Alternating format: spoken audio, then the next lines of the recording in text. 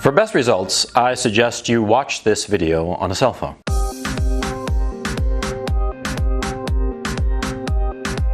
Stop me if you've heard this story before. There's this buddy of yours, and he's dating this girl. And your buddy's a great guy. And his girlfriend, she's fine. She's a lovely girl. And they're dating for a year or so, and they break up for whatever reason. And your friend comes over once in a while, and he moans and groans, and the usual kind of breakup situation, right? And then a few weeks pass, maybe a couple of months, and you hear through the grapevine that your buddy and his girlfriend are back together. Oh, great, you think to yourself. And then, a month or two or three or four pass, and you hear that they broke up. And then after that, you hear that they're back together again. And then you hear that they broke up once more. And this cycle goes on, 3, 4, 5 times, 6 times, 7, 8, 9 times, a couple of years. I know one case where the couple broke up and came back together again over a period of 20 years.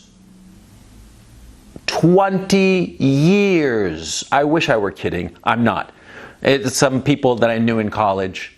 They broke up and came back together over a period of 20 years. They never saw anybody else during that period. They kept on breaking up, and they'd go up to almost a year without being together, and then they'd come back together. They eventually got married, and here's the kicker. They got married and then divorced within a year. I'm not kidding. I mean, it was just, how can that happen, you ask? How is it that they can break up and come back together for 20 years? Why would they do that? Hold that thought. There's this photographer. He's a professional photographer, very successful. He's a professional photographer, the kind that does nature stuff. And he goes to these really exotic places like Antarctica and the Gobi Desert and the Himalayas and what have you. And he'll go off for 3, 4, 5, sometimes 6 months. And then he'll go back to New York with a whole slew of pictures, and he'll take the best of his pictures down to the photo editor of his agency, right? And he'll show the photo editor his pictures, and he's very successful. So he'll show a stack of a couple hundred pictures, and the photo editor will look through them and make 2 piles. One is a pile of pictures that the photo editor thinks are just not sellable, that for whatever reason, and he'll set them aside. And the other stack is a stack of the pictures that he thinks he can sell, right? And that stack is usually much bigger because this guy is a pro. He's very good at his job, right?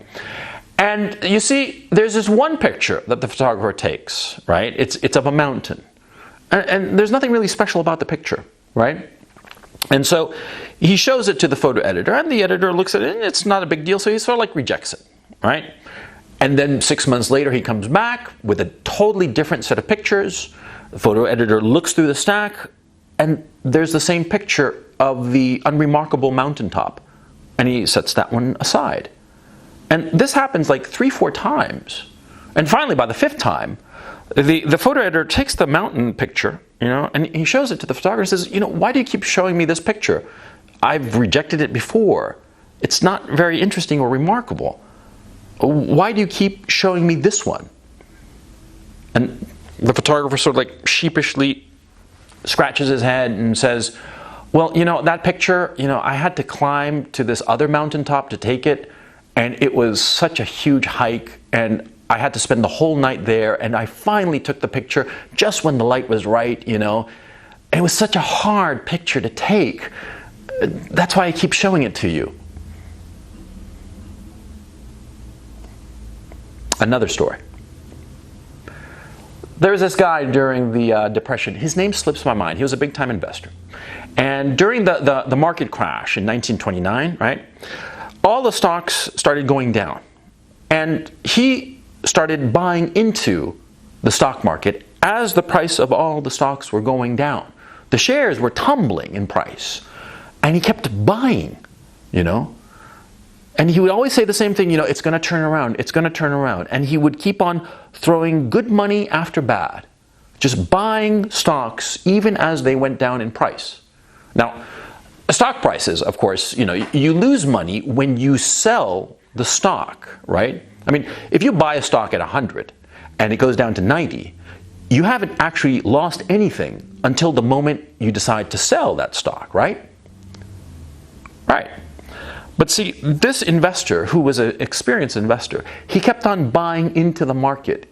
He couldn't stop because the losses kept getting bigger and bigger, and he was sure that this time it was going to turn around. This time, when he bought into the market, it would turn around and he'd recover all of his losses.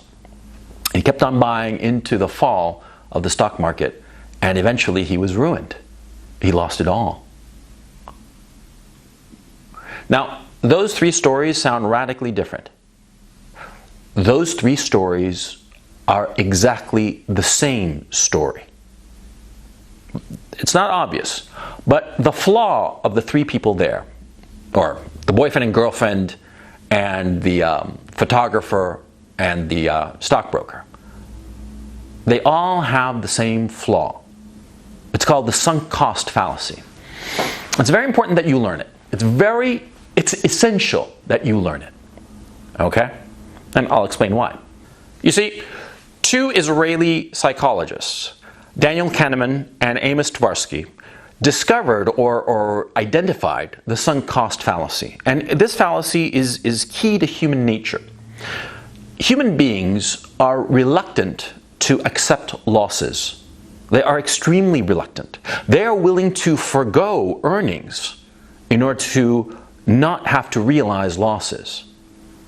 In other words, the boyfriend and the girlfriend who've been together for a year and the relationship isn't really working out because they're just not compatible with one another, well, they will continue with the relationship even though they both know that it's not a good relationship because they've invested so much time into it. You see what I mean? The photographer who climbed that big mountain and he took the picture, and it's not a very good picture, but he suffered so much to get it. He will not give up the ghost on the picture. He will try to get it sold. He will keep on showing it to the photo editor, who's going to keep on rejecting it because it's not a very good picture. But you see, the photographer invested so much time and effort to get the picture, to get that shot, even though it's not a remarkable shot. It's not even a very good shot. The investor who chases the market all the way to the bottom, he keeps on throwing good money after bad. It's not just in that investor case. I forget the name of the investor. I wish it was a famous guy, and he went broke because he kept on chasing the market all the way to the bottom. This happens all the time in business. Businessmen, sharp customers, guys who should know better, they wind up chasing a market, throwing good money after bad, trying to avert the loss. They don't want to accept the loss. They don't want to realize the loss. Because remember, you only lose when you sell out your position. You only lose when you finally write it off. You only lose when you decide that, something, this woman, she's not right for me and I'm not going to see her ever again.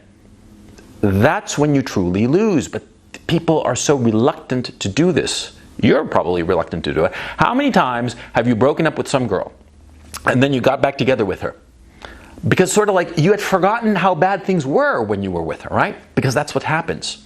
You see, you broke up with the girlfriend and you're moving forward with your life, and then you start thinking about your ex-girlfriend and you start to remember the good times you had with her. The time you went to whatever, you went to Disneyland, the time you went to a nice restaurant, the times you were laughing at something that you saw on TV together, right? You had a good time. The sex was great, this and that, and you forget the bad things. See? That's the problem. You keep forgetting about the bad things. And so the bad memories are overwhelmed by the good memories.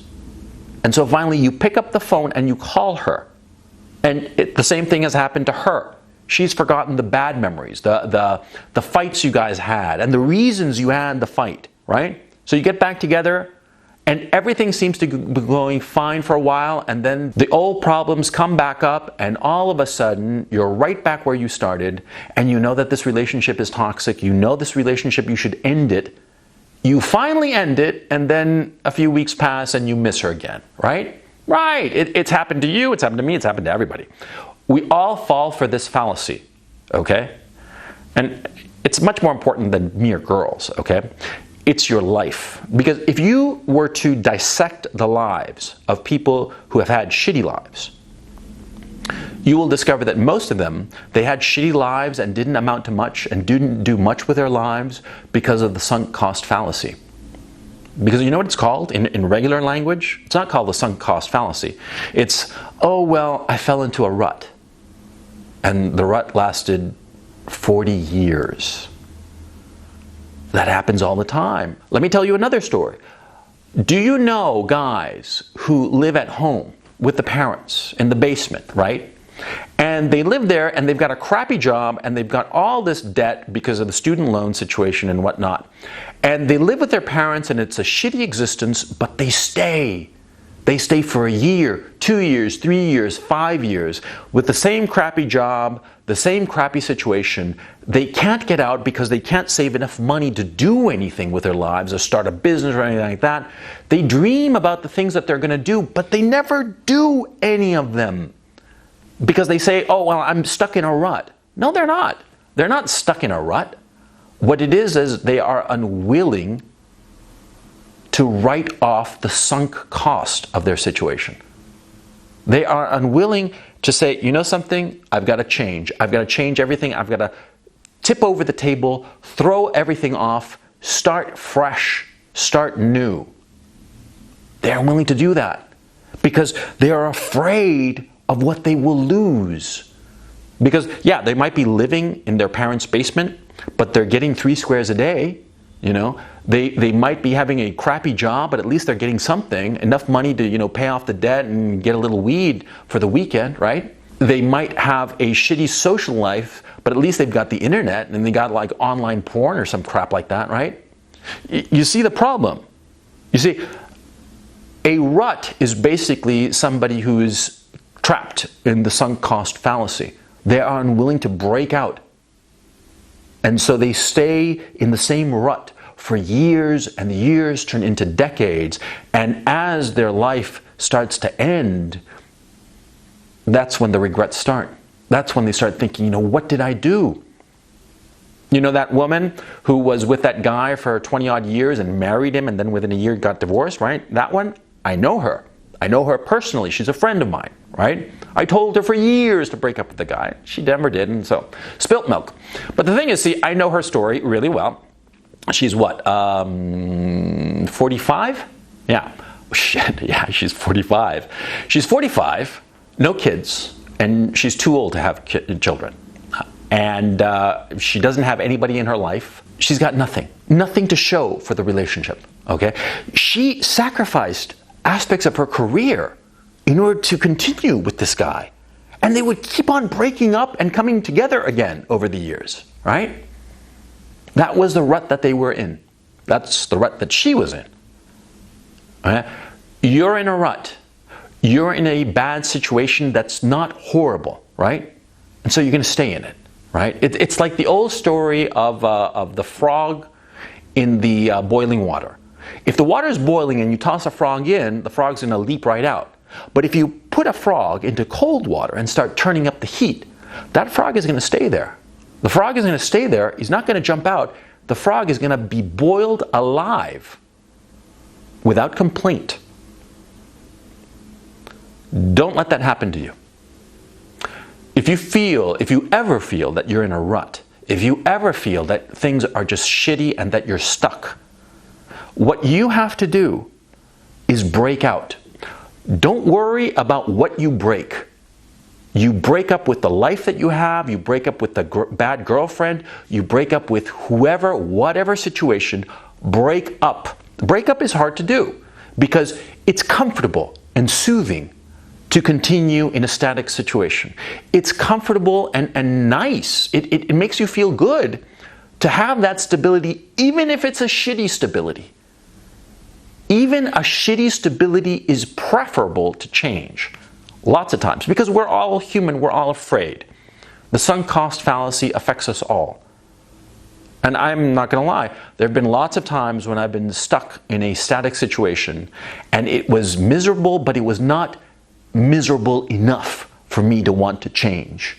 I needed some outside input, some outside spike up my ass to get me going and to break out of the rut that I was in. But it's happened to me. It's happened to everybody, okay?